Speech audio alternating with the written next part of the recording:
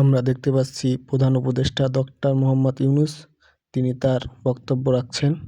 প্রিয় হাদি, বিদায় দিতে আসিনি, আমরা তোমার কাছে আমরা ওয়াদা করতে এসেছি। তুমি যা বলে গেছো সেটা যেন আমরা পূরণ করতে পারি।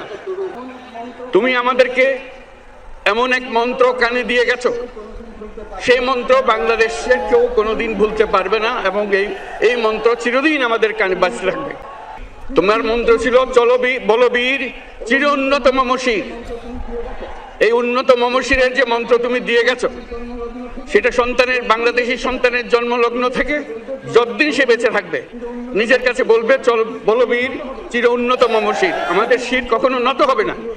তুমি নির্বাচনে অংশগ্রহণ করতে চেয়েছিলে এবং সেই নির্বাচনে অংশগ্রহণ করতে গিয়ে নির্বাচন কিভাবে করতে হয় তারও একটা প্রক্রিয়া জানিয়ে গেছে আমাদেরকে।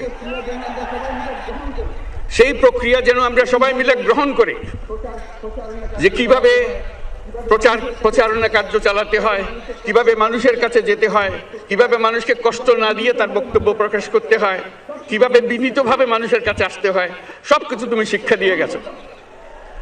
আমরা এই শিক্ষা গ্রহণ করলাম, আমরা এই শিক্ষা চালু করতে চাই। আমরা সবাই আমাদের জীবনে আমাদের রাজনীতিকে এই পর্যায়ে নিয়ে আসতে চাই যাতে হাদি আমাদের জীবনে স্পষ্টভাবে জাগ্রত থাকে।